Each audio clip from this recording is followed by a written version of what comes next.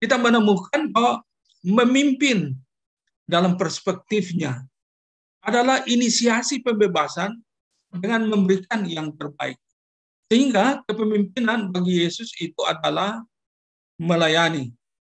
Dalam kaitan ini kita menemukan bahwa yang ditegaskan olehnya adalah melayani sebagai hamba dengan kesediaan berkorban, yang ujungnya adalah membawa pembebasan bagi banyak orang.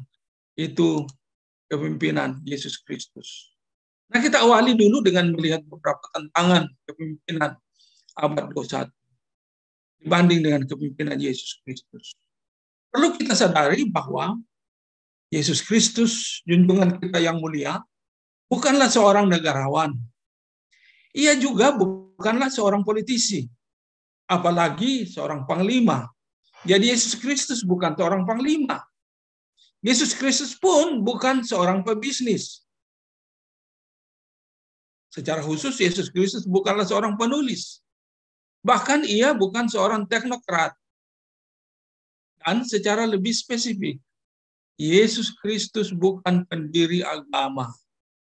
Tetapi kita bertanya, mengapa kepemimpinannya dapat menjawab tantangan abad 21?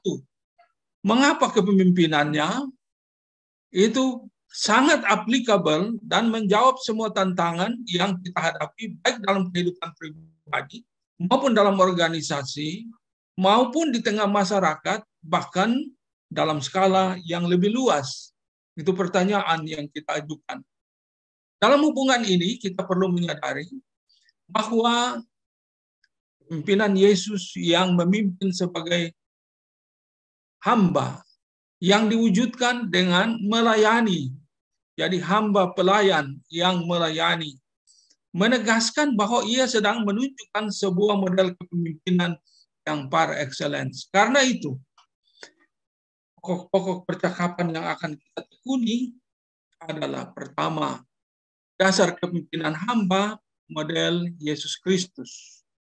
Baru yang kedua, falsafah kepemimpinan hamba model Yesus Kristus. Jadi ini dua pokok yang akan kita diskusikan pagi ini. Kita awali dulu dengan melihat dasar kepemimpinan hamba model Yesus Kristus. Dalam kaitan ini, Yesus Kristus menegaskan, setiap orang yang mau mengikut aku, ia harus menyangkal dirinya, memikul salibnya, dan mengikut aku. Itu penegasannya. Dengan kata lain, tatkala Tuhan Yesus berbicara tentang kepemimpinannya, maka sebagai seorang pemimpin dia menegaskan bahwa siapapun yang mau mengikuti kepemimpinannya, mengikuti dia, kunci pertama adalah dia menyangkal dirinya, memikul salibnya, dan mengikut dia. Di sini, kepemimpinan Yesus Kristus adalah kepengikutan atau followership. Sehingga selalu saya tegaskan bahwa jika saya, jika Anda, jika kita sebagai para pemimpin pemula, katakanlah demikian, ingin mewujudkan kepemimpinan yang hebat atau mau menjadi pemimpin yang hebat, kita harus mengawali dari rahasia ini. Mulailah dengan menyadari di mana Anda berada, siapa Anda, kemana Anda mau pergi, apa yang harus Anda lakukan dengan menandakan diri sebagai seorang pengikut yang taat. Karena kepemimpinan Yesus itu adalah kepemimpinan kepengikutan, followership, ditandai dengan sikap menyangkal diri. Sehingga kita membebaskan diri dari apa yang kita sebut jebakan egoisme, jebakan egoistis. Dengan menyangkal diri, kita dengan sendirinya oleh kekuatan Tuhan menjadi altruis, artinya oriented others. Lalu dalam kaitan ini, tatkala kita menyangkal diri, kita diminta untuk memikul salib, yaitu rela menanggung risiko kepengikutan, rela menanggung risiko mengikut dia dengan taat dan memimpin sebagai hamba. Sehingga tatkala kita ada dalam kepemimpinan Yesus, maka kita diminta untuk menyadari kepemimpinan dan menuntut sikap sebagai seorang yang adalah follower. Karena kepemimpinannya menegaskan tentang kepengikutan. Yang indikatornya adalah sikap menyangkal diri yang altruis. Memikul salib, rela untuk menanggung resiko. Mengikut dia dengan taat setaat-taatnya, disiplin sedisiplin-disiplinnya, dan bekerja keras untuk memimpin sebagai seorang hamba. Nah, hal yang paling pertama adalah dasar kepemimpinan Yesus Kristus. Tatkala saya berupaya meneliti kepemimpinan Yesus Kristus secara menyeluruh, saya menemukan bahwa ada kunci bagi kepemimpinannya. Sehingga Yesus Kristus memimpin dengan landasan yang kuat antara lain. Pertama, bahwa Yesus Kristus memimpin dari hati. Hati yang adalah pusat kehidupan. Hati yang adalah pengendali pikiran, sikap, kata, dan tindakan. Di situ adalah titik tumpu, model dan pola serta dasar kepemimpinan Yesus Kristus. Kalau ia memimpin, saya hanya mengambil salah satu contoh di dalam Matius 9 ayat 35-38. Tatkala melihat banyak orang, tergeraklah hatinya oleh belas kasihannya kepada mereka. Sehingga Yesus Kristus yang memimpin dari hati menjelaskan bahwa ia sedang mempraktikkan, bahkan meletakkan dasar kepemimpinan yang kuat dibanding dengan kepemimpinan yang lain. Karena orang yang memimpin dari hati pasti memiliki kepedulian yang sangat kuat. Pasti memiliki sikap tenggang rasa yang sangat hebat. Pasti bertempat kepada orang lain di dalam kehidupannya sebagai seorang pemimpin. Dapat diduga bahwa kepemimpinan seperti ini punya nilai yang hebat. Kemudian yang kedua, Yesus Kristus memimpin berlandaskan kasih, di mana ada padanya apa yang saya sebut hubungan dan kekuatan roh, yang olehnya ia mengupayakan atau yang ditandai oleh adanya upaya yang didasarkan atas kebenaran, dan dia sama seperti ia telah mengasihi murid-muridnya dari awal, maka ia terus mengasihi mereka sampai kepemimpinan itu bertahan, berkokoh, dan punya durasi yang panjang, dan tidak ada yang dapat menggoyahkan. Karena ia memimpin berlandaskan kasih. Nah, sesudah itu Yesus Kristus pun memimpin dengan kekuatan kebenaran, kebaikan. Memimpin dengan kekuatan kebenaran itu adalah kepemimpinan yang membebaskan. Karena di mana ada kebenaran, di situ ada damai sejahtera dan ketenangan serta ketentraman untuk selama-lamanya. Dan olehnya dia menegaskan, akulah jalan, akulah kebenaran, akulah hidup. Sehingga sebagai kebenaran dan sumber kebenaran dan kekuatan kebenaran, dari dialah ada kemampuan bagi saya, bagi Anda untuk memimpin dan menghadirkan sejahtera dengan kebaikan yang tertinggi kepada orang yang kita pimpin. Karena itu dia berkata, akulah gembala yang baik, dan sebagai gembala yang baik, ia ada di depan, ia ada di tengah, ia ada di belakang, untuk menopang, untuk mendukung orang-orang yang dipimpin. Nah, itulah dia.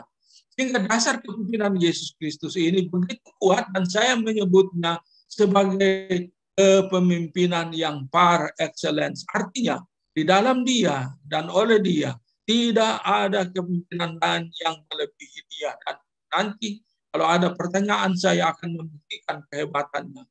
Fokus dari kepemimpinannya adalah membawa sejahtera atau shalom, yang sudah kita lihat di dalam Injil menurut Matius dan pasal 5 ayat 9, yaitu dia menegaskan, berbahagialah orang yang membawa damai, karena mereka akan membuktikan diri sebagai anak-anak Allah. Lalu gaya kepemimpinannya adalah pelayan hamba, hamba pelayan, karena dia datang untuk mengabdi dan melayani. Tatkala berbicara tentang gaya dan pola kepemimpinannya sebagai pelayan hamba seperti ini, itu merujuk kepada analogi yang hebat.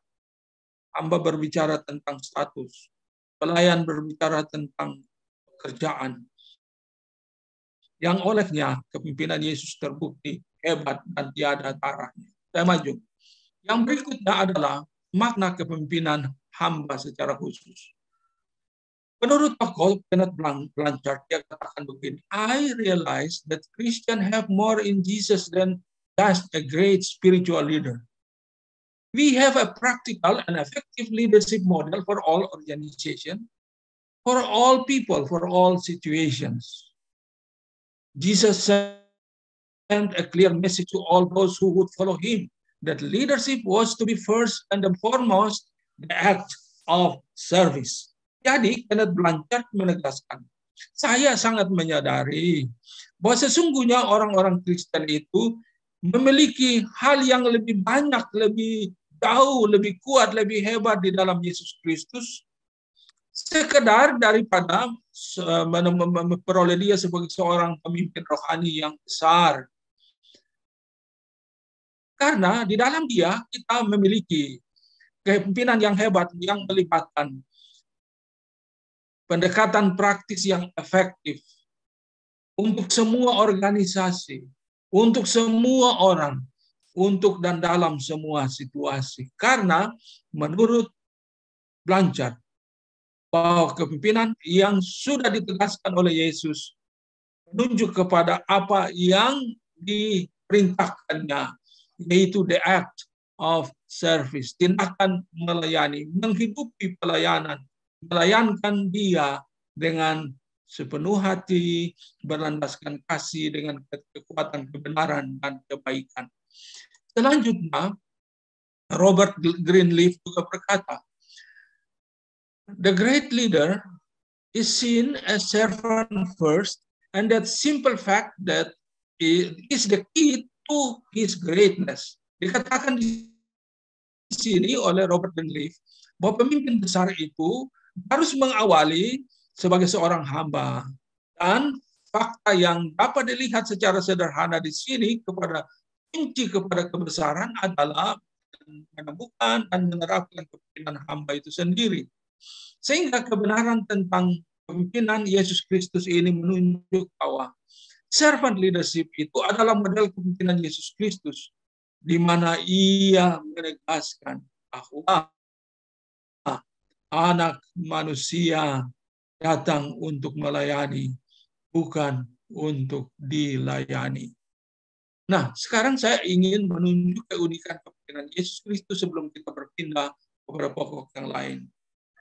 Paul Sidar selanjutnya mengatakan bahwa servant leadership begins with the heart, with our attitude, with our motives. Jadi kepemimpinan hamba itu dimulai dari hati yang mempengaruhi sikap dan mengendalikan motif-motif kita. Sehingga kepemimpinan Yesus Kristus ternyata unik dan hebat, karena sudah saya tegaskan, ia memimpin dari hati, berlandaskan kasih dengan kekuatan, kebenaran, dan kebaikan. Sebagai kunci bagi saya dan bagi Anda untuk mengendalikan diri sebagai pemimpin dan sekaligus menerapkan kepemimpinan yang kita emban dalam memimpin organisasi ataupun apapun di mana kita berada. Penegasan Sidar ini menunjuk kepada keunikan servant leadership yang dimulai dari hati. Dalam kaitan ini dapat dikatakan bahwa servant leadership ini adalah kepemimpinan hati berdasarkan panggilan khusus untuk melayani. Nah, dari uraian yang telah saya kemukakan sebelumnya, dapat saya tegaskan bahwa servant leadership yang dimulai dari hati adalah proses mempengaruhi yang diwujudkan melalui upaya mengelola sikap dan gaya serta orang dan sumber-sumber dalam konteks pelayanan guna mendorong kerja sinergis dengan melayani sehingga mendatangkan produktivitas yang membawa manfaat bagi orang banyak, organisasi, dan lingkungan di mana kita berada sebagai pemimpin. Sehingga kepemimpinan hamba ini menegaskan bahwa landasannya, dasarnya, titik tumpunya, titik beranjaknya adalah dimulai dari hati. Yang diwujudkan dalam proses mempengaruhi, menggerakkan, memimpin melalui upaya pertama mengelola sikap sebagai seorang pribadi pemimpin dan gaya serta sumber-sumber dalam konteks pelayanan. Untuk apa? Mendorong kinerja atau kerja sinergis dengan melayani sehingga mendatangkan produktivitas yang membawa manfaat bagi banyak orang, bagi organisasi, dan bagi lingkungan di mana pimpinan itu dijalankan. Saya pindah kepada bagian yang kedua.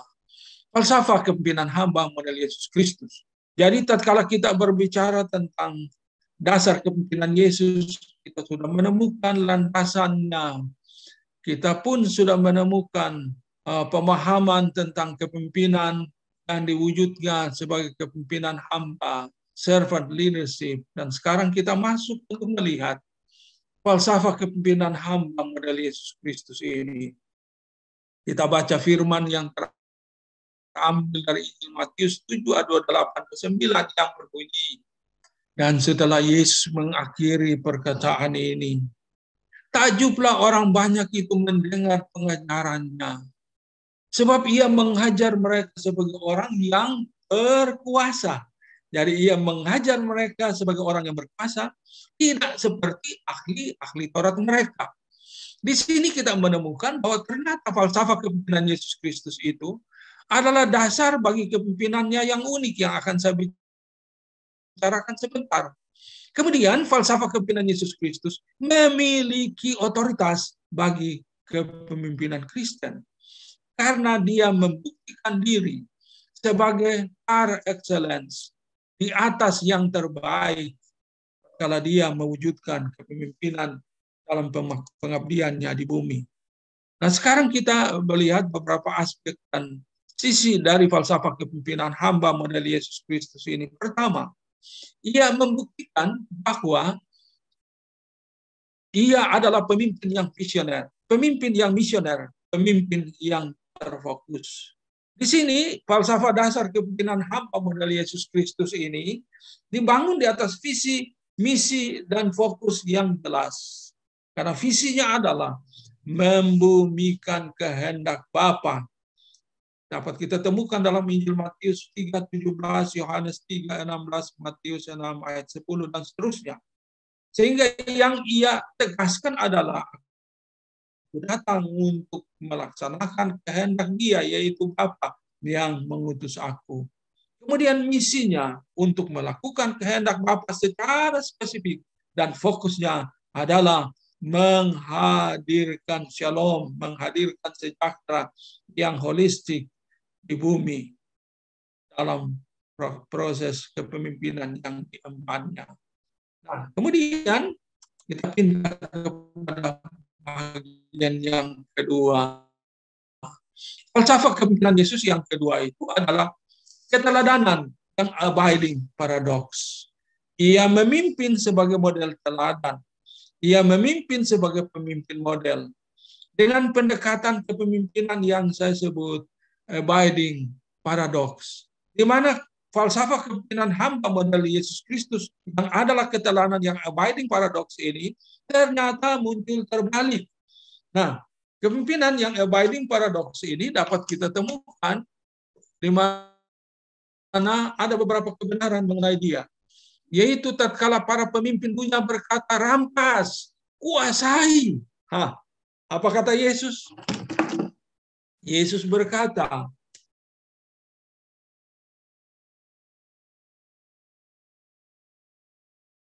dengan kehilangan, oleh sebab Dia akan memperoleh yang lebih baik. Tatkala pemimpin dunia berkata, kebahagiaan adalah kaya, bersukacita atas kemalangan orang lain. Bersikap keras sebagai tanda kekuatan. Abaikan kebenaran demi kemenangan. Mengambil untuk kepentingan diri. Aniaya. Hancurkan. Yesus berkata, berbahagialah yang miskin di hadapan Allah, berduka karena dosa, lemah lembut, lapar, haus akan kebenaran, murah hati, suci hati, membawa damai, difitnah, dicela, dianiaya karena kebenaran. Berbahagialah, karena upahmu besar di sorga.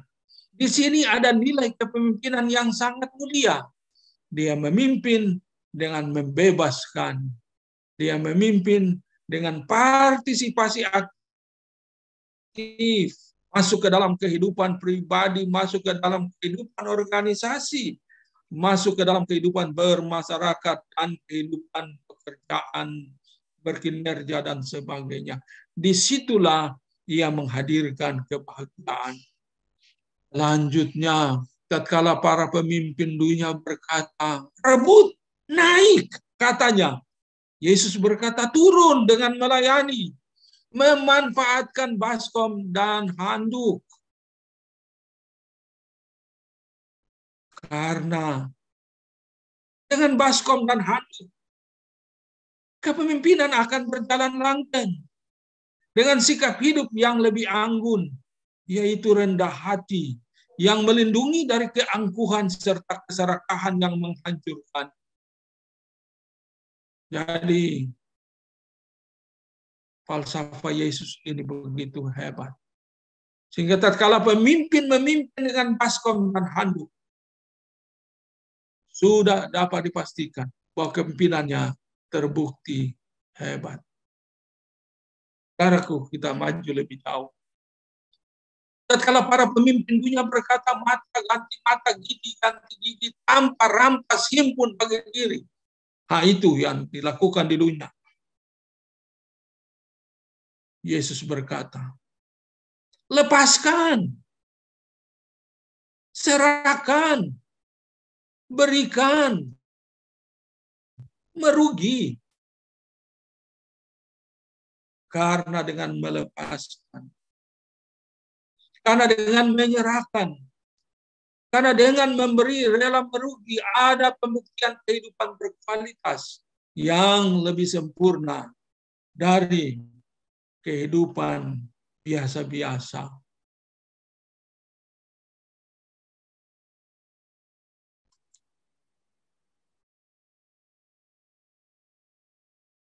Tatkala para pemimpin dunia berkata, kasihi sesama, benci yang memusuhi, lawan. Apa kata Yesus? Yesus berkata, kasihilah orang yang memusuhimu. Doakanlah mereka. Karena dengan mengasihi dan mendoakan orang yang memusuhi, ada kekuatan untuk membuktikan cara hidup sorga di bumi yang memberkati sesama cara Tuhan. Jadi dengan mengasihi dan mendoakan siapapun yang memusuhi, ternyata kita membuktikan kepemimpinan atau kekuatan kepemimpinan yang hebat. Dengan cara hidup sorga yang diwujudkan di bumi. Yaitu kepemimpinan yang memberkati cara Tuhan, bukan cara manusia, bukan cara dunia. Dan kalau mau besar, merampas, memusuhi, menghancurkan. Tatkala pemimpin dunia berkata, ayo, pamerkan kesalehan, tunjukkan kelebihan rohani. Apa kata Yesus? Masuklah ke dalam kamarmu. Jangan mendemonstrasikan kesalehanmu. Jangan mendemonstrasikan kelebihan rohani yang Anda anggap rohani. masuk ke dalam kamu. Bangunlah kehidupan dengan Sang Bapa di sorga. Karena Bapa di sorga melihat dan tahu semua. Kira-kira apa yang ditegaskan oleh Yesus di sini?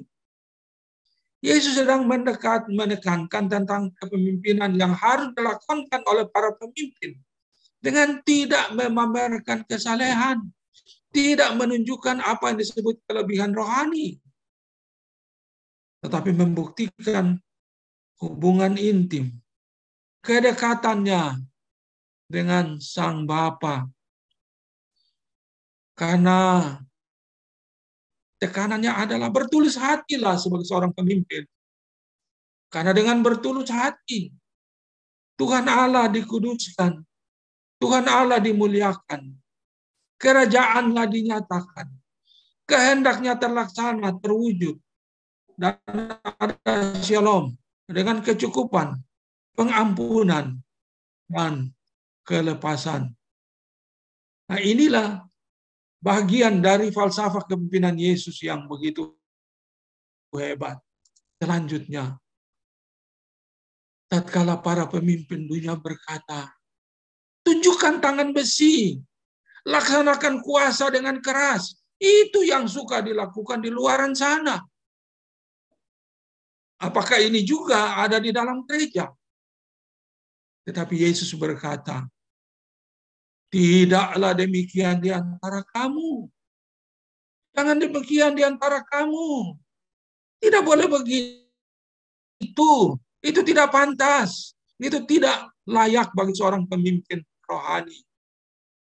Karena bagi dia yang ingin menjadi besar, jadilah pelayan. Yang tidak menggunakan kata pelayan sebagai slogan untuk berpura-pura merendahkan diri. Saya seorang pelayan, tetapi ternyata menuntut untuk dilayani. Jadi Tuhan Yesus secara tegas berkata, yang ingin menjadi besar, jadilah pelayan. Yang ingin terkemuka di antara kamu, jadilah hamba. Kenapa? Kepemimpinan adalah melayani sebagai hamba. Yang sudah dimodeli, yang sudah diteladankan oleh Yesus Kristus yang menegaskan. Karena anak manusia datang untuk melayani, bukan dilayani, sebagai bukti kepemimpinan yang otentik. Anda pernah mendengar slogan ataupun moto yang bagi saya itu juga slogan, siap melayani atau melayani dengan hati. Kira-kira dari mana mereka menemukan kunci ini? Tidak ada pemimpin apapun di bawah kolong langit ini yang mengatakan falsafah kepemimpinan seperti itu. Hanya Yesus. Sehingga bagi kita, tatkala kita terlibat dalam kepemimpinan, kita diminta untuk menjadi pelayan dan hamba. Sehingga yang besar, yang mau besar, mulai dari melayani. Yang mau terkemuka, mulailah dengan menjadi hamba, dengan mengangkat, mengabdi dengan setia, dengan disiplin yang tinggi. Karena anak manusia datang untuk apa? Untuk melayani. Bukan untuk dilayani. Ini adalah kepemimpinan yang terbukti otentik. Yang tatkala diterapkan, maka masalah dapat diselesaikan. Kerumitan dapat dileraikan. Dan solusi dapat dihadirkan. Dengan demikian, kepemimpinan Yesus yang terbukti, apa yang saya sebut paradoks ini, menunjuk kepada beberapa hal yang ingin saya uraikan. Pertama, paradoks tidak sama dengan kontradiksi. Paradoks artinya tampak bertentangan, yang substansinya mengandung kebenaran hakiki yang konsisten, tidak bertentangan, yang konkret. Sehingga Tatkala ia berkata, kalau ada yang menampar pipi kirimu, kasihlah juga pipi kananmu. Dia sedang menunjukkan kelemahan kita sebagai manusia. Mana mungkin saya, mana mungkin Anda, mana mungkin kita melakukan hal sedemikian.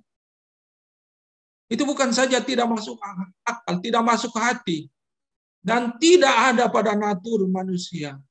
Tetapi ia membuktikan bahwa kepemimpinannya begitu hebat, sehingga ia tidak sekedar berbicara sebagai slogan, ia katakan anak manusia juga datang untuk melayani, bukan untuk dilayani, dan memberi nyawanya sebagai tebusan bagi banyak orang. Jadi dia melakukannya, dia mempraktikannya. Sehingga bagi saya secara pribadi, Yesus itu begitu hebat, luar biasa hebatnya. Hingga kalau dia memimpin sebagai model pemimpin yang hebat. Dengan menyerahkan dirinya mati di atas kayu salib sebagai bukti bahwa kepemimpinannya adalah otentik, bukan slogan. Itu hebatnya kepemimpinan Yesus yang saya kagumi. Karena itu bagi saya sekali Yesus tetap Yesus. Karena dia adalah juru selamat yang luar biasa.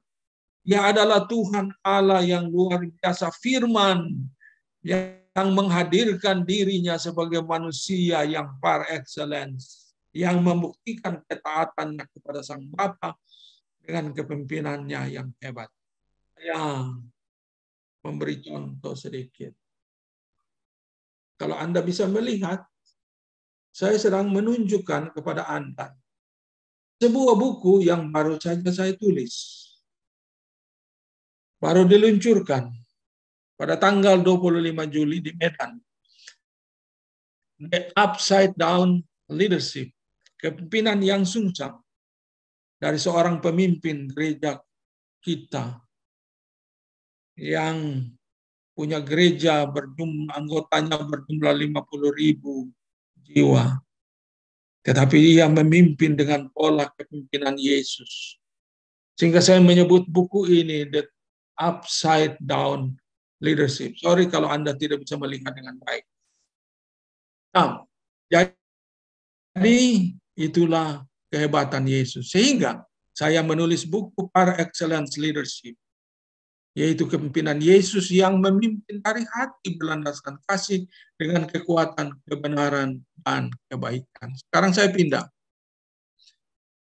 Falsafah kepemimpinan Yesus selanjutnya, yaitu kepengikutan berlandaskan etika, moral, dan etos yang tegas. Etika adalah apa yang kita sebut inner driving power. Kekuatan dan kuasa batin yang menggerakkan, yang mengendalikan hati, mengendalikan suara hati, sunedesis. Lalu moral itu adalah ekspresi dari etika dalam kehidupan nyata. Lalu etos adalah ekspresi etika dan moral dalam kerja. Sehingga etika, moral, dan etos Yesus Kristus itu begitu tegas. Di mana kita menemukan bahwa falsafah kepemimpinan hamba model Yesus itu adalah apa yang saya sebut kepengikutan atau followership. Hingga tatkala dia memimpin, dia katakan ikutlah aku. Dan tatkala dia bicara tentang ikutlah aku, maka dia memimpin dengan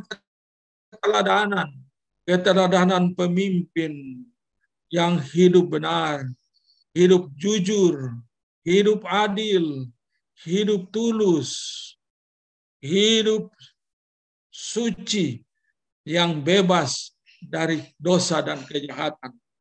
Sehingga dalam Yohanes 8, ayat 4 dan 6 dia katakan, siapa dari antara kamu yang dapat membuktikan bahwa aku berdosa? Karena itu, dia adalah pemimpin yang hebat, yang menegaskan etika, moral, dan etos kepemimpinannya, yaitu followership. Ikutlah aku. Sehingga sebagai orang-orang yang ingin mewujudkan kepemimpinan Yesus seperti ini, kata kuncinya taat, setaat-taatnya, dengan hidup dalam kebenaran, kebaikan, keadilan, kejujuran, dan ketulusan. Ini wajib. Yang kedua, setia kepada panggilan dan tugas. Dan ini tidak boleh diabaikan. Jika Anda ingin membuktikan diri sebagai seorang pemimpin yang besar, pemimpin yang hebat, diawali dengan ketaatan. Sehingga saya merumuskan, jadilah pemimpin yang hebat, dimulai dari menjadi bawahan yang hebat. Yang intinya adalah taat. Jika Anda tidak taat, maka Anda seolah telah atau sedang mendemonstrasikan kearogansian dengan mengatakan, saya adalah pemimpin. Dan bagi saya itu bagaikan buah yang gugur sebelum matang. Jadi taat dengan hidup dalam kebenaran, kebaikan, keadilan, kejujuran, dan ketulusan, itu adalah kunci kepemimpinan Yesus yang hebat. Kemudian, setia kepada panggilan dan tugas. Jadi taat harus ditandai oleh kesetiaan yang didukung oleh sikap rendah hati, mendahulukan sesama.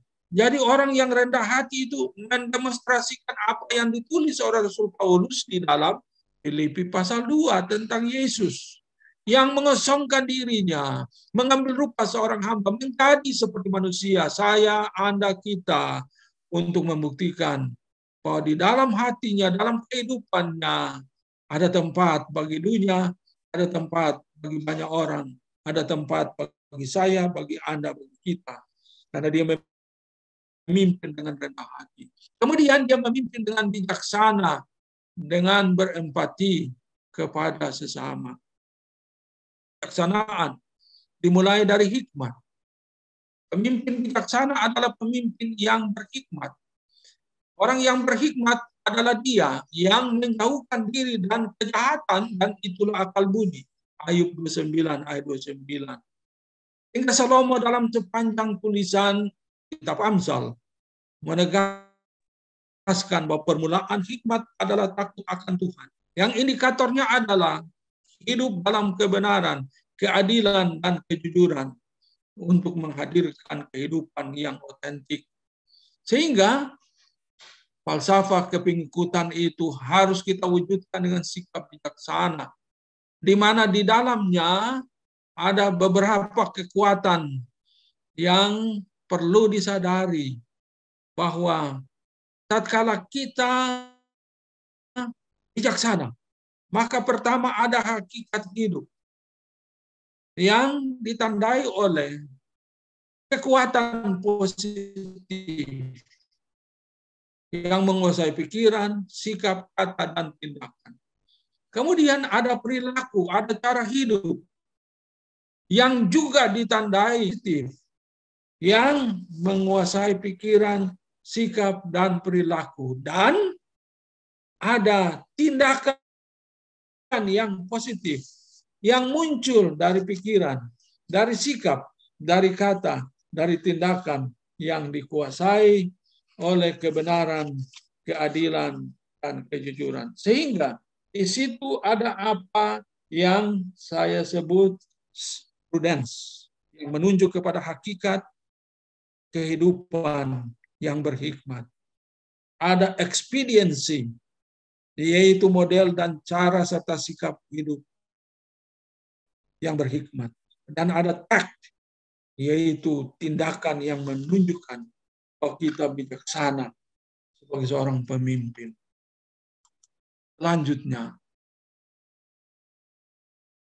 falsafah kepemimpinan hamba ini yang keempat menghadirkan keseimbangan dialektis.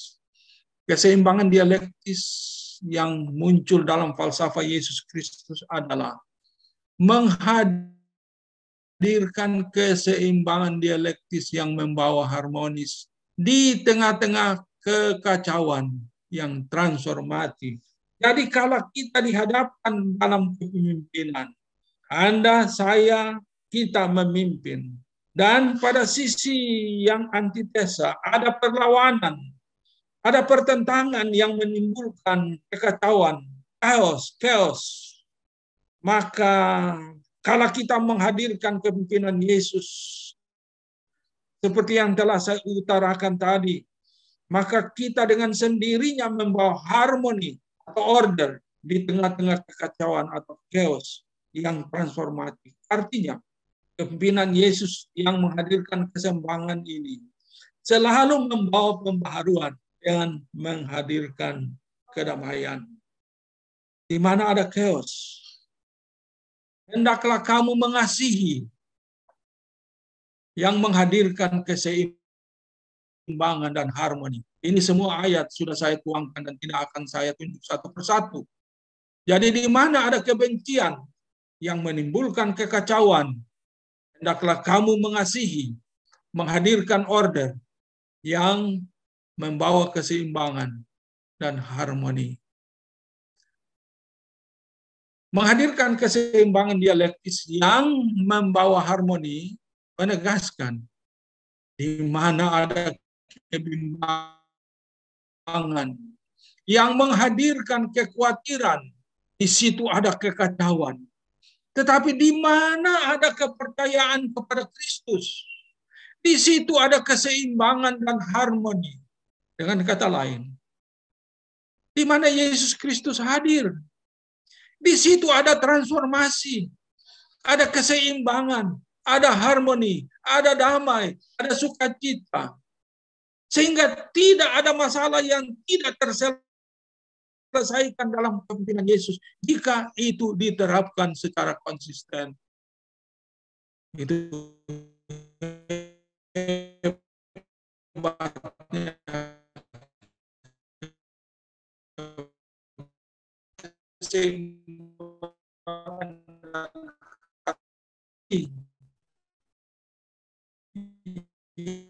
yang membebaskan.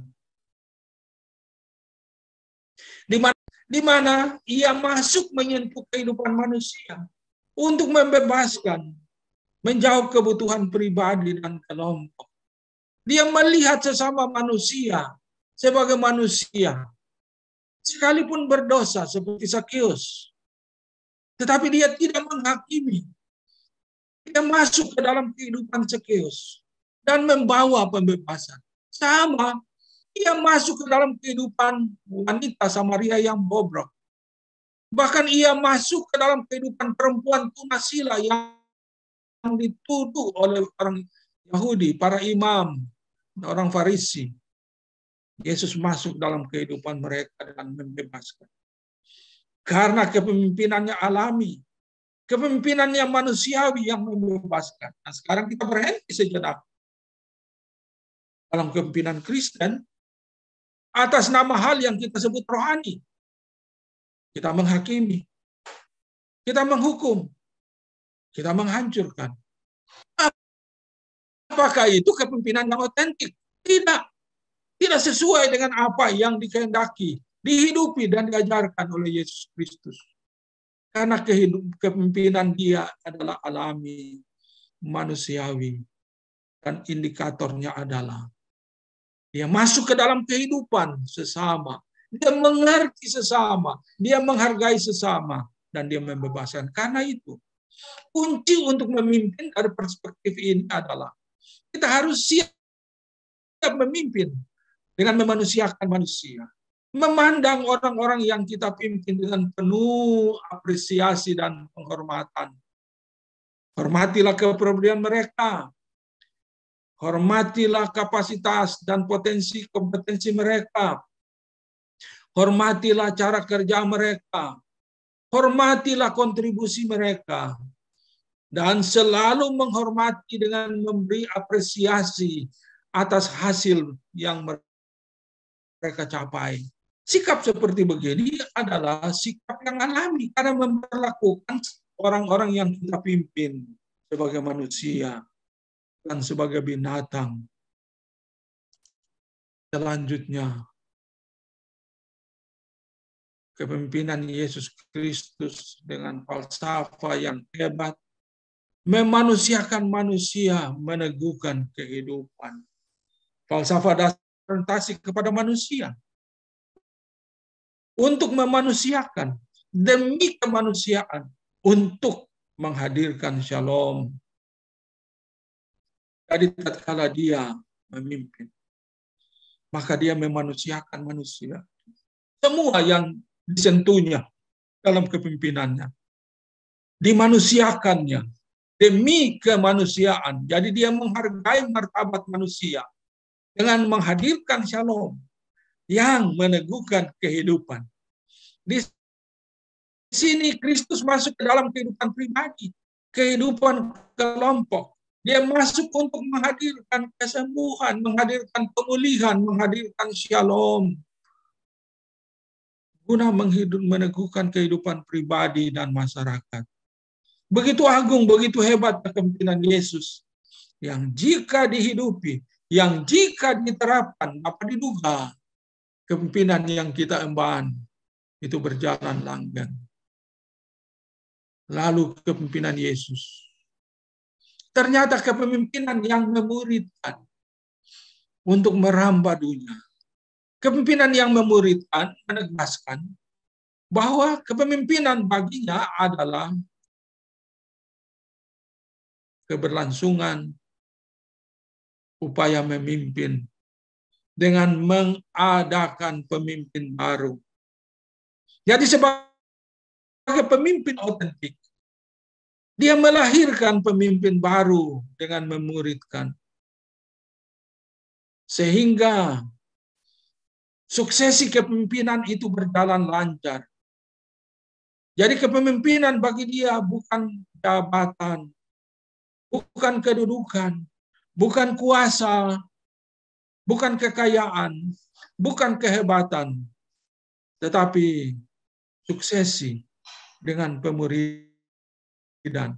Sehingga dia memuridkan murid-murid dengan kekuatannya yang luar biasa. Sehingga dari jumlah yang sedikit, ternyata kekuatan Yesus merambah seantero dunia, yang saksinya adalah kekinian, di mana kita pun terhadirkan memenuhi doanya. Aku mendoakan mereka yang telah Engkau berikan kepadaku dan kepada mereka yang masih jauh, yang akan dihadirkan oleh mereka, yaitu murid-muridnya, yang buktinya adalah kita. Sehingga falsafahnya adalah pemuridan yang melengkapi pemimpin baru, di mana penegasannya adalah pemimpin sejati harus melahirkan pemimpin. Dan indikatornya, jika pemimpin itu bagaikan analogi gajah, maka yang harus terlahir adalah gajah. Kalau yang terlahir adalah kambing, maka pemimpinnya adalah kambing. Jadi falsafah kepemimpinan Yesus adalah pemuridan, yang fokusnya adalah memuridkan untuk melengkapi bagi hidup, untuk hidup demi kehidupan, guna terlibat dalam proses keberlangsungan kepemimpinannya dengan melayani, menjangkau dunia. Jadi ternyata Yesus Kristus Tuhan kita memperhatikan suksesi kepemimpinan. Lalu falsafah kepemimpinan Yesus Kristus juga dinamis, transformatif, inovatif. Di sini falsafah kepemimpinan Yesus menegaskan bahwa ia memimpin dari dalam, di dalam, dengan kekuatan dinamis yang terus bergerak, membawa transformasi tanpa merusak tatanan. Jadi di sini kepemimpinannya itu holistik, kontekstual, terintegrasi, inklusif, dan bersinambung. Dan tatkala dia menghadirkannya, maka dia menghadirkannya dari dalam di dalam. Sehingga ada kekuatan penyentuhan yang menyebabkan adanya persekutuan. Adanya kekuatan untuk bersinergi, berkolaborasi, untuk bekerja, bergerak, dan menghadirkan transformasi yang berkesinambungan. Kepemimpinan Yesus Kristus adalah inovatif, di mana ia masuk ke dalam tatanan, dan menghadirkan transformasi tanpa merusak. Jadi ia tidak merusak apapun. Ia menghadirkan pola-pola kepemimpinan antara lain dengan falsafah puasa, dan itu tidak ditariknya. Perpuluhan juga tidak ditariknya. Dia menegur orang-orang yang melakukannya hanya memamerkan kesalehan, hanya memamerkan kebaikan, tetapi tidak otentik. Karena dia katakan semuanya harus dilakukan dari hati. Puasa, perpuluhan, dan sebagainya tidak diabaikan. Tetapi harus dilakukan dengan cara benar, sesuai dengan apa yang Tuhan kehendaki. Itulah Yesus Tuhan kita. Dengan kepemimpinannya yang hebat. Nah, kemudian kepemimpinan Yesus itu organik dalam mengelola hubungan dan tugas. Falsafah dasar Yesus Kristus yang organik seperti ini digerakkan dan dikelola dengan struktur hubungan dan tugas yang jelas. Perhatikan bagaimana Yesus Kristus dalam menghadapi kerumitan tugas dalam kepemimpinannya yang melibatkan 12 murid. Mulai dengan membentuk lingkaran pemimpin, yaitu Yesus Kristus. Lingkar kedua, Petrus, Yakobus, Yohanes, terdiri dari 3 orang. Dan lingkar ketiga, 9 murid yang lain untuk terlibat dalam tugas kepemimpinan. Dan ini alami. Karena itu tatkala kita memimpin, perhatikan. Kita harus membangun hubungan-hubungan yang kondusif. Ya, dengan cara yang sudah saya bentangkan tadi. Hargailah sesamamu sebagai manusia. Hargailah orang-orang di sekitar kita sebagai sesama pewaris keberhasilan kepemimpinan.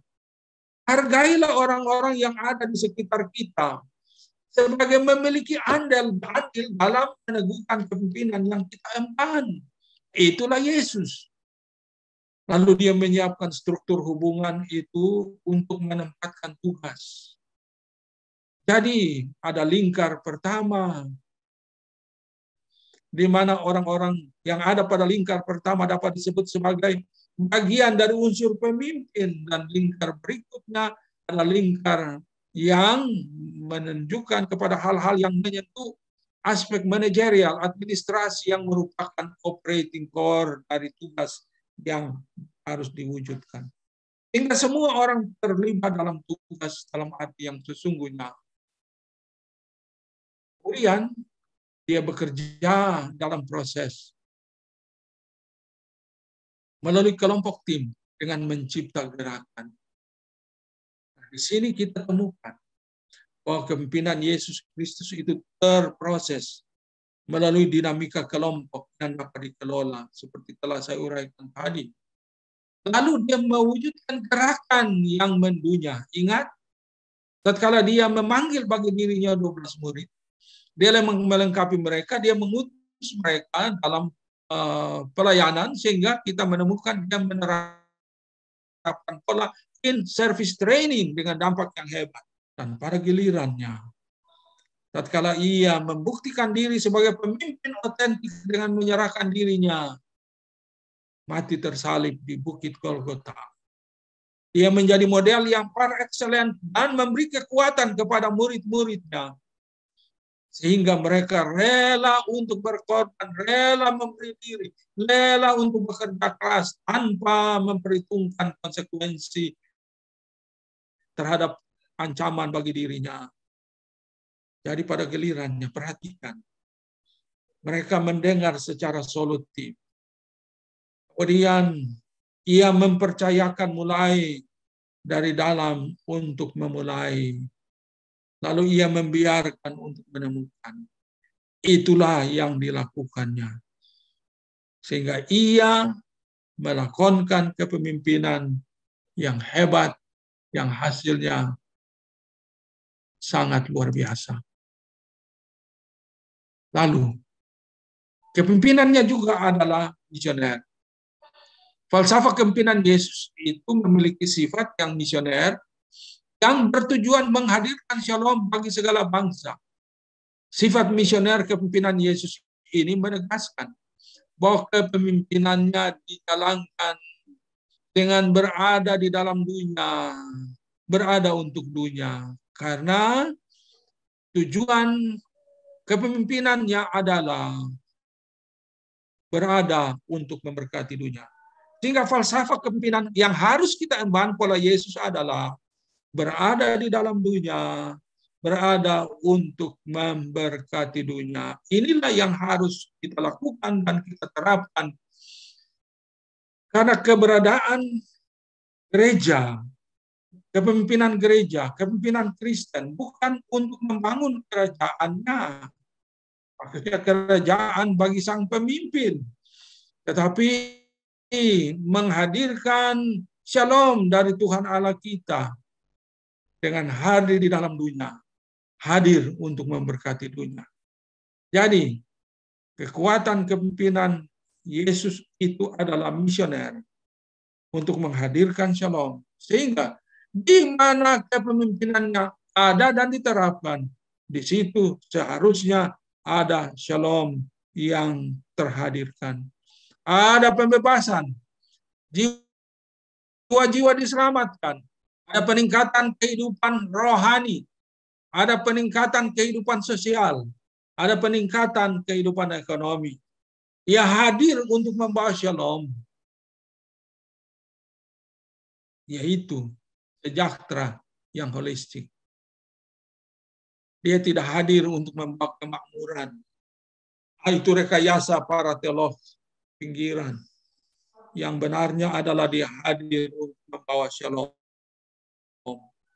Dan itulah yang harus diperhatikan oleh setiap pemimpin Kristen. Lalu, kepemimpinan Yesus dalam falsafah kepemimpinan hamba ini adalah futuristik, melingkupi segala masa. Dengan kata lain, falsafah kepemimpinan Yesus ini berlaku untuk masanya, berlaku untuk mereka yang dipimpinnya secara langsung, berlaku untuk mereka yang datang kepada dia melalui murid-murid Yesus, berlaku kepada kita yang ada pada masa kini dan masa yang akan datang. Karena sifatnya yang futuristik. Karena dibangun di dalam kebenaran firman yang universal. Jadi tatkala saya bicara tentang istilah universal, artinya mengandung prinsip yang dapat dibuktikan kebenarannya. Kita ambil contoh. Tatkala dia memerintahkan murid-murid kita untuk mengasihi, maka kasih dalam hal ini adalah hubungan roh yang ditandai oleh adanya kemauan benar dan baik guna mengupayakan kebaikan tertinggi bagi sesama. Tatkala kasih seperti ini dihadirkan, maka di mana ada pertikaian, di situ ada perdamaian, di situ ada solusi, di situ ada shalom. Sehingga ini bersifat universal.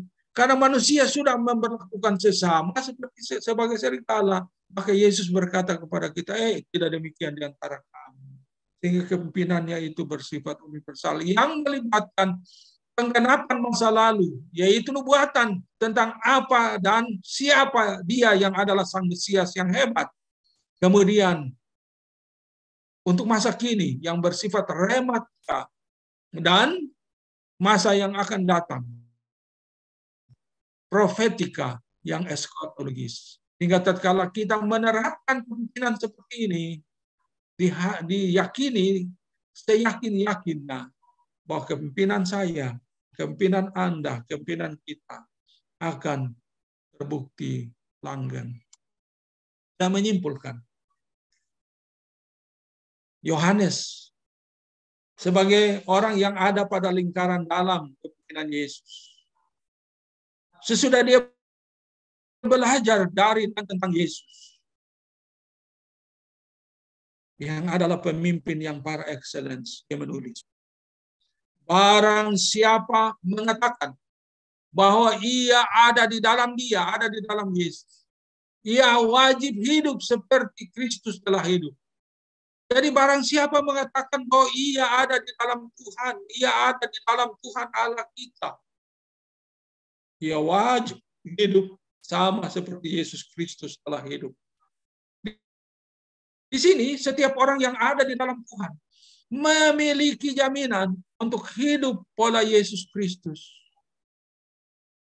Pemimpin Kristen yang ada di dalam Yesus Kristus memiliki potensi untuk menghidupi dan menerapkan pola kepemimpinan Yesus Kristus yang hebat seperti ini. Jadi ingin saya tegaskan bahwa jika saya dan Anda memimpin berlandaskan kasih dengan kekuatan kebenaran dan kebaikan yang muncul dari hati kita, jadi memimpin dari hati berlandaskan kasih dengan kekuatan kebenaran kebaikan Yesus Kristus, dapat diduga dan dapat dipastikan bahwa kepemimpinan kita bukan saja langgeng, tapi pasti berhasil. Kekasih Tuhan,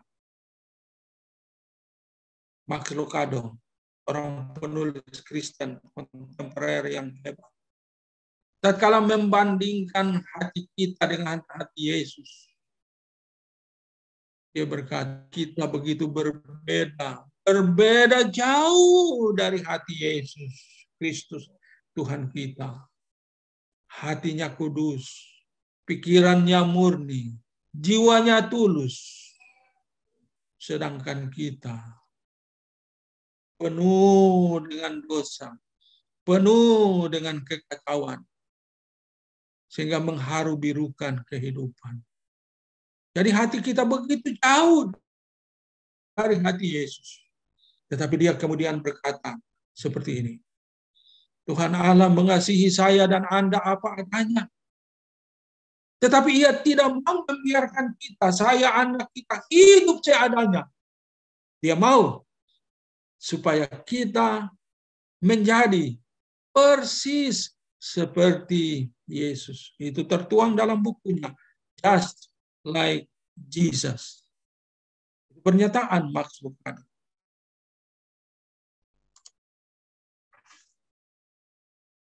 Ternyata kebenaran kepemimpinan Yesus itu adalah kebenaran yang benar. Dan tidak terbantahkan dari keunggulan kepemimpinan hamba model Yesus Kristus. Yang menegaskan bahwa ia telah menghidupi serta membuktikan prinsip kepemimpinannya dengan cara yang konsisten sepanjang hidup dan karyanya yang saya sebut par excellence. Sehingga lihat, dia menandakan kehebatan kepemimpinannya dan tidak membalas jahat dan jahat. Sehingga di situ terhadirkan shalom. Pengorbanan Yesus Kristus di atas kayu salib adalah bukti kebenaran prinsip kepemimpinan yang mengabadi dalam sejarah. Karena dia datang untuk melayani, bukan untuk dilayani. Sebagai indikator tidak terbantahkan dari kebenaran kepemimpinannya yang unggul. Elon Musk, yang sangat terkenal masa kini, yang bukan orang Kristen, dia katakan begini, di dalam ajaran dan kehidupan Yesus Kristus ada kebijaksanaan yang luar biasa. Taurat mengajarkan mata ganti mata, gigi ganti gigi, telinga ganti telinga. Tapi Yesus berkata, jika pipimu ditampar, beri jugalah pipimu yang lain. Dan ternyata ajaran Yesus menghadirkan solusi, menghadirkan jawaban, menghadirkan shalom yang merupakan dambaan semua orang. Kiranya Tuhan memberkati. Saya mengakhiri sampai di sini. Terima kasih. Oke, baik. Saya stop share. Ya, puji Tuhan, terima kasih Pak untuk pemaparannya. Luar biasa ya Bapak Ibu, pemaparan yang luar biasa dari Pak Pendeta Dr. Yakub Tamatala hari ini. Kalau boleh saya ingin membagikan ya Bapak Ibu dari pemaparan beliau yang sudah panjang lebar dari tadi, mungkin saya ingin membagikan tentang dasar kepemimpinan hamba model Yesus Kristus. Di sini Pak Yakub menjelaskan, mengingatkan kepada kita, kepemimpinan Yesus Kristus ditandai dengan sikap menyangkal diri, memikul salib, mengikut Dia, dan memimpin sebagai hamba. Yaitu sesuai dengan Matius 16 ayat yang ke-24, setiap orang yang mau mengikut aku, ia harus menyangkal dirinya, memikul salibnya, dan mengikut aku.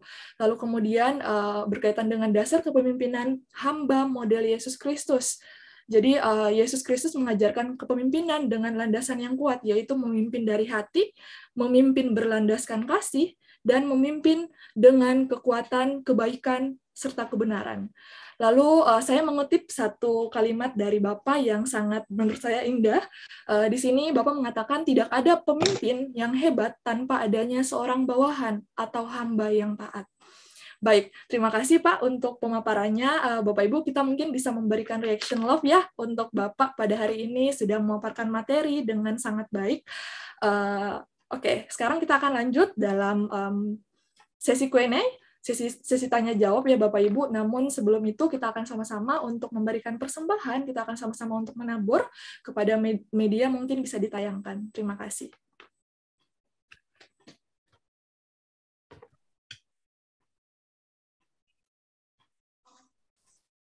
Baik, sebelum kita memberikan persembahan, mari kita satu dalam doa. Ya Bapak, terima kasih Tuhan untuk setiap berkat yang sudah Tuhan percayakan dalam kehidupan kami Tuhan sampai saat ini ya Bapak. Pada saat ini Tuhan kami akan menabur, kami akan memberikan persembahan. Kiranya ya Bapak Engkau memberkati Tuhan persembahan yang kami tabur Tuhan, dan biarlah Tuhan apa yang sudah ditabur bisa menjadi berkat dan menjadi berkat dalam ladang yang Tuhan percayakan di kampus kami Tuhan. Terima kasih banyak ya Bapak. Di dalam nama Tuhan Yesus kami berdoa. Amin. Selamat menabur Bapak Ibu.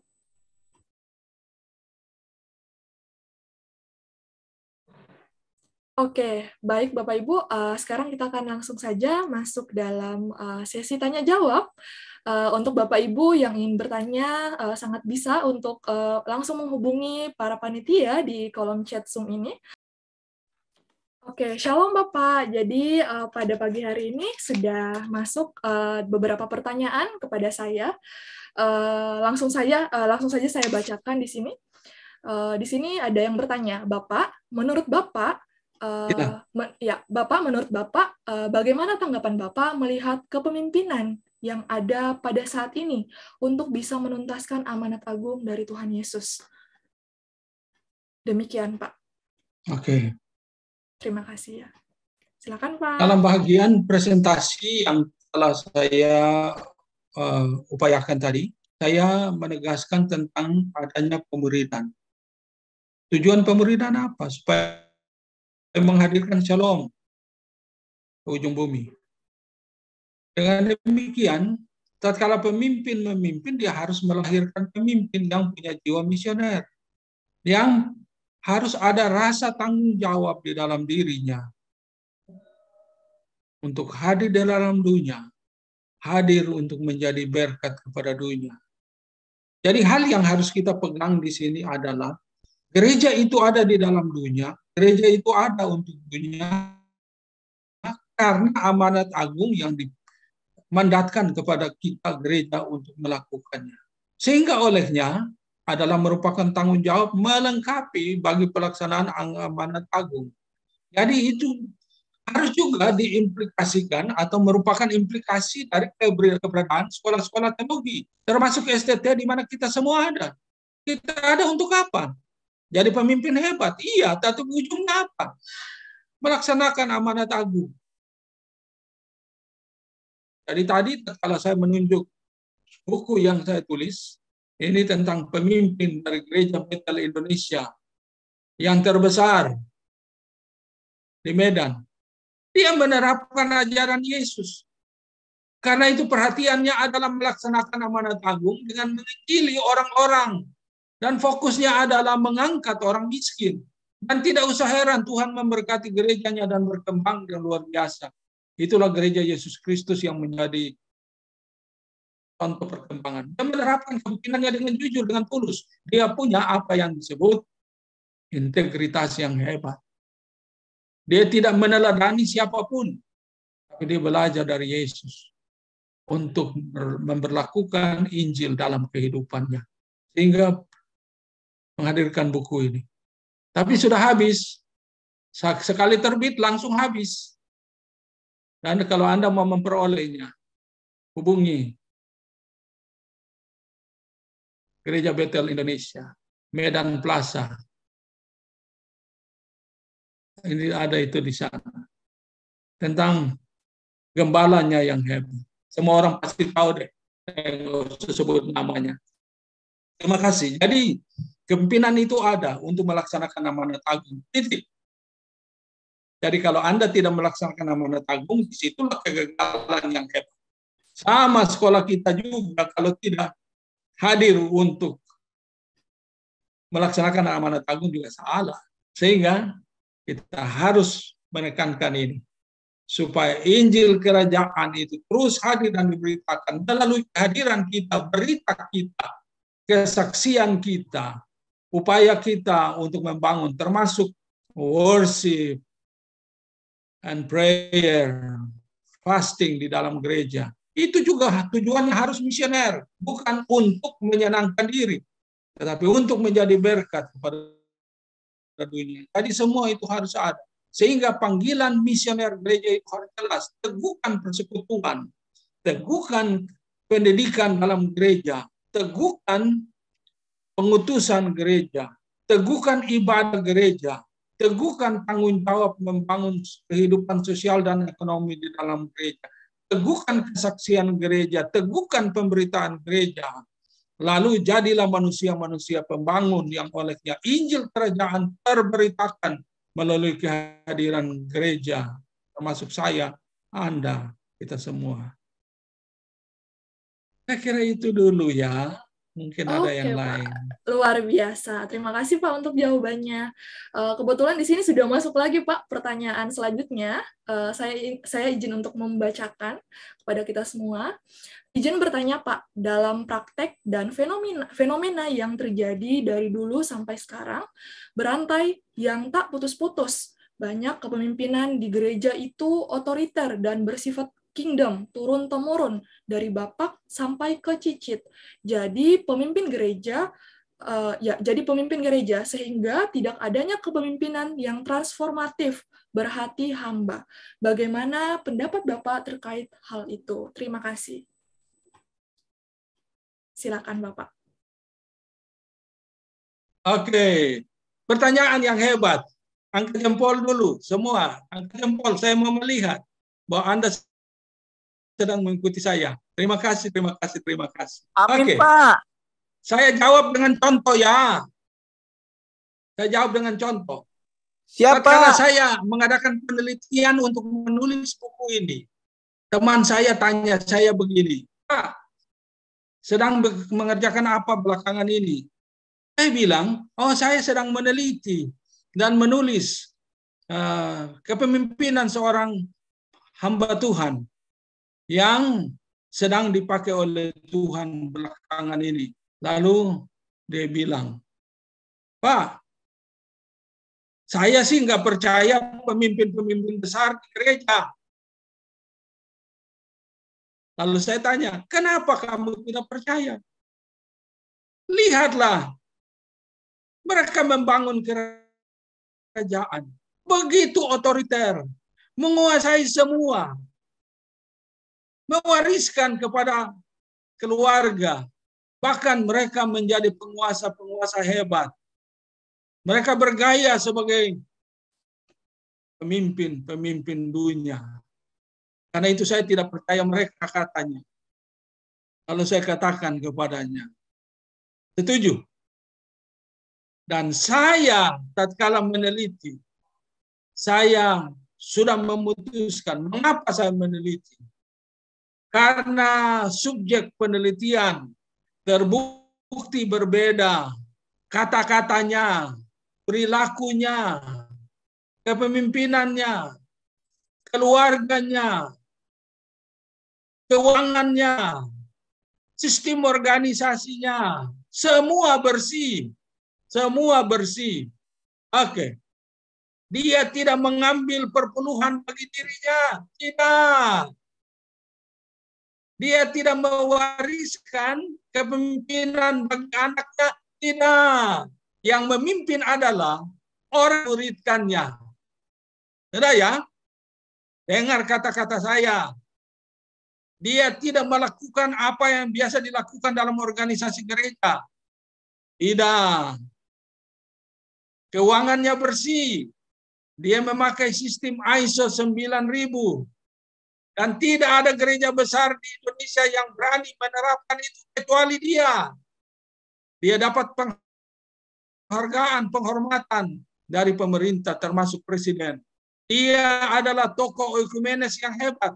Kalau ada pertemuan ekumenes di sana, dia hadir, bukan menonjolkan dirinya, tetapi memberi dukungan penuh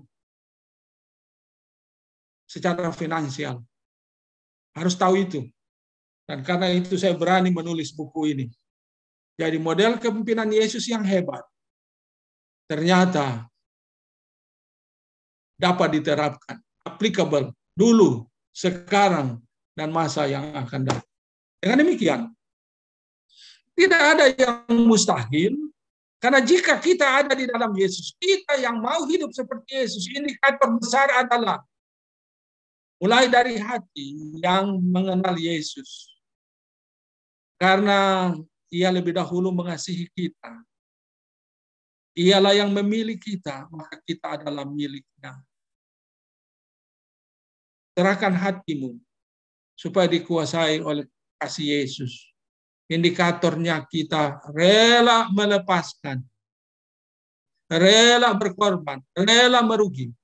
Lalu pastikan hidup benar, hidup baik, punya integritas yang kuat, punya pengetahuan yang terus berkembang, punya kecakapan memimpin yang ujungnya menghadirkan shalom. Dan saya punya keyakinan yang sangat kokoh akan kepemimpinan Alkitabiah, model hamba pelayan dari Yesus Kristus, Tuhan dan junjungan kita yang mulia. Yang diberkati katakan haleluya. Haleluya, Pak. Ada? Terima kasih. Terima kasih untuk jawabannya, Pak. Mantap, Pak. Katakan haleluya. Haleluya. Pak, iya. Kebetulan nih ketika Bapak menjawab tadi ada peserta yang bilang mohon diperlihatkan lagi buku apa yang tadi dipromosikan, Pak. Ini buku edisi Lux. Ya. Jadi dia punya depan itu karena Anda tidak bisa lihat, soalnya dia putih. Betul, Pak. Kulitnya putih. Tapi nanti saya foto dan saya kirim supaya kalian lihat. Judulnya The Upside Down Leadership, Indonesianya Kepemimpinan Sungsang, dari hamba Tuhan R. B. J. R. B. J. Ada ya? Anda tidak lihat, padahal saya sudah tunjuk. Betul, Pak. Oke. Karena ini bukunya edisi Lux, kulit depannya putih. Iya, iya. Tapi kalau ada hubungan dengan Medan Plaza, tanya saja ke sana. GBI Medan Plaza. Sudah ya? Dan bukunya sudah menjadi langka. Pada hari terbit, habis. Terbit, habis. Jadi kalian cari sendirilah. Oke. Jelas ya? Sorry. Nanti saya foto dan saya kirim ke Dr. Ricardo, nanti beliau yang share buat kalian. Terima kasih. Ya, terima kasih Pak. Oke, untuk para Bapak Ibu peserta mengenai buku yang tadi Pak Yakob sempat perlihatkan ke kita, sebisa mungkin para panitia akan kirim ke grup WhatsApp yang sudah ada. Baik, Pak, saya mau lanjut lagi kepada pertanyaan yang berikutnya. Jadi pertanyaannya ini dari Pak Rizky Arwan. Saya izin untuk membacakan. Shalom Pak, izin bertanya. Berkaitan tentang falsafah kepemimpinan hamba model Yesus dari poin keteladanan yang abiding paradox. Nah, beberapa pemimpin gereja atau gembala Abiding. melakukan abiding paradox, betul Pak. Beberapa pemimpin gereja atau gembala melakukan praktek membasuh kaki kepada jemaatnya. Ya, biasanya dilakukan saat retret atau ibadah padang.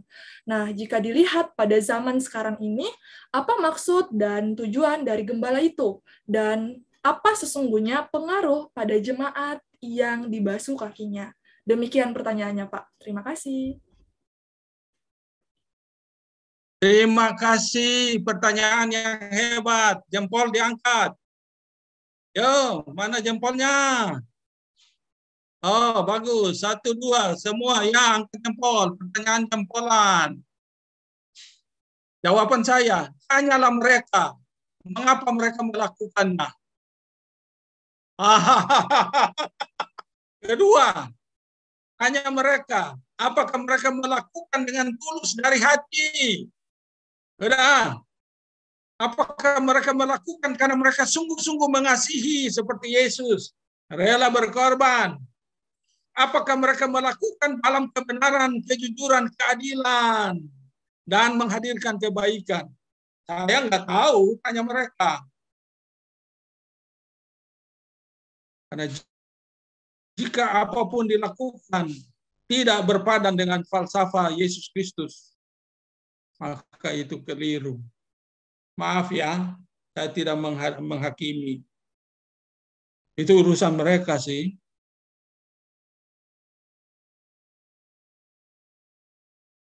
Kita tidak bisa menghakimi motif orang. Tapi lihat sajalah, karena actions speak louder than words. Udah ya, nanti kelihatan juga lah. Apa tulus, apa tidak. Jangan-jangan cuma pamer. Itu aja lah. Baik, Karena Pak. tidak ada pemimpin yang tidak ada di atas. Ingat dulu, saya simpulkan ya. Tidak ada pemimpin yang tidak ada at the top. Jadi itu godaan yang terbesar. Kalau dia bisa turun dengan membalik piramida saja itu sudah bagus. Tapi belum cukup. Harus dari hatinya seperti Yesus. Harus berlandaskan kasih seperti Yesus. Harus diwujudkan dalam kebenaran dan kebaikan. Kalau tidak, itu urusan kamu deh. Oke, saya ada acara sesudah ini. Dr. Ricardo dan semua teman yang baik hati. Senang bisa bercakap dengan kalian semua. Tuhan berkati ya. Kita mau penyerahan sertifikat untuk Bapak. Iya. Sebelum Bapak out Zoom. Okay. Betul. Baik, kita akan lanjut kepada penyerahan sertifikat dari perwakilan STT Battle Way, Pak Ricardo, dan kepada Pak Pendeta Dr. Yakob Tomatala. Oke, baik. Para peserta, mari kita berikan aplaus lewat Zoom kita. Tepuk tangan untuk Pak Dr. Yakob Tomatala. Haleluya. Terima kasih Bapak Dr. Yakob Tomatala atas pemaparan Bapak dan sungguh sangat berguna bagi kita semuanya. Terima kasih Pak Ricardo yang baik hati. Iya, terima kasih semua teman panitia yang kerja keras. Oke, kiranya Pak ini diterima dari kami, para pemimpin mengucapkan terima kasih. Ya, rekan-rekan yang baik hati, saya akan kirim PowerPoint-nya kepada Dr. Ricardo. Nanti.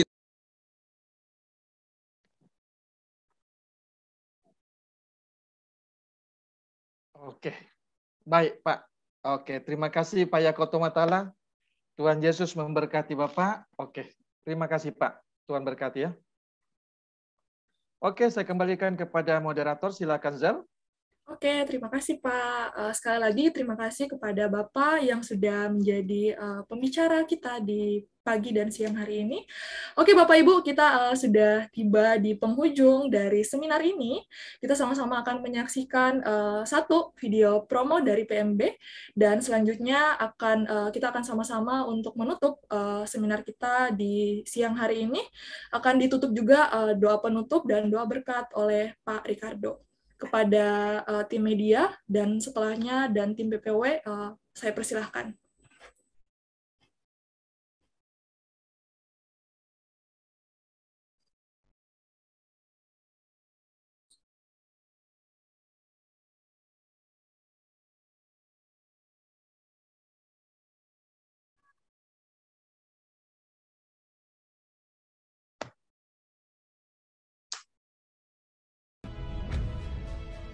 Bapak Ibu Saudara, keunggulan daripada STT Bendowe program Magister adalah setiap mata kuliah Bapak Ibu Saudara akan dilaksanakan perkuliahan selama 16 kali. Dan ini yang membuat satu mata kuliah bisa digali, didalami, dijabarkan, dijelaskan dengan sangat dalam, dengan sangat luas. Sehingga Bapak Ibu Saudara mendapatkan pengetahuan yang berkualitas, pengetahuan yang mumpuni Bapak Ibu Saudara. Saya sebagai ketua program studi Magister Teologi daripada Sekolah Tinggi Teologi Bendowe mengajak Bapak Ibu Saudara yang ingin lebih lagi memiliki pengetahuan teologi yang mumpuni dan berkualitas Bapak Ibu Saudara, mari mendaftar di kampus kami untuk program pendaftaran mahasiswa baru. Tuhan Yesus memberkati. Dan Tuhan Yesus mempersiapkan saudara menjadi hamba-hambanya yang luar biasa di era Pentakosta ketiga untuk melaksanakan amanat agung Tuhan Yesus. Tuhan Yesus memberkati kita. The new estate to the way to reach your destiny.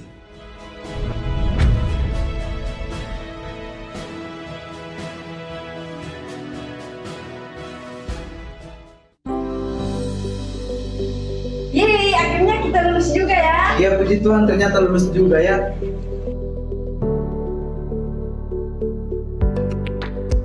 Habis lulus ini kamu mau jadi apa? Aku mau jadi guru pendidikan agama Kristen. Tapi aku harus kuliah dulu untuk bergelar. Oh, bagus juga tuh. Tapi enaknya kuliah di mana ya?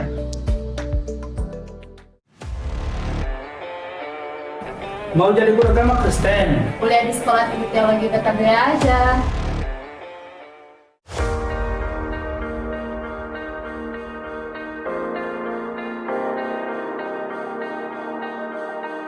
Prodi PAK sudah terakreditasi dan biayanya sangat terjangkau loh. Ada banyak ilmu yang bisa kamu pelajari di sini. Kamu juga punya kesempatan untuk mendapatkan beasiswa juga loh. Daftar sekarang di STT Bendowe. Kamu bisa daftar secara online di website kami. Mau jadi guru? Ayo kuliah di STT Bendowe. To reach your destiny. Terima kasih Tuhan atas penyertaan-Mu dari awal, pertengahan, hingga pada akhirnya seminar. Bersama Bapak Pendeta Dr. Yakub Tomatala, hamba yang kami kasih. Biarlah beliau di usianya yang sudah lanjut, beliau semakin semangat. Bapak berkati beliau, berkati keluarga dan anak cucu beliau semuanya Bapak. Terima kasih Tuhan. Dan berkati kami semuanya yang ada di Zoom ini. Saudaraku yang kasih Kristus, arahkanlah hati saudara kepada Tuhan Yesus Kristus. Angkatlah kedua tangan saudara, terimalah berkat pengutusan dari Bapa kita di sorga. Kasih karunia di dalam nama Tuhan Yesus Kristus. Itulah yang senantiasa memberkati kita menjadi naik, bukan turun. Diberkati setiap usaha pekerjaan kita. Diberkati studi anak-anak semuanya. Apapun yang kita lakukan boleh berhasil. Bahkan keluar masuk dari rumah kita. Kita diberkati di dalam nama Tuhan Yesus Kristus dan persekutuan yang erat dengan Roh Kudus yang menyertai saudara kita semuanya.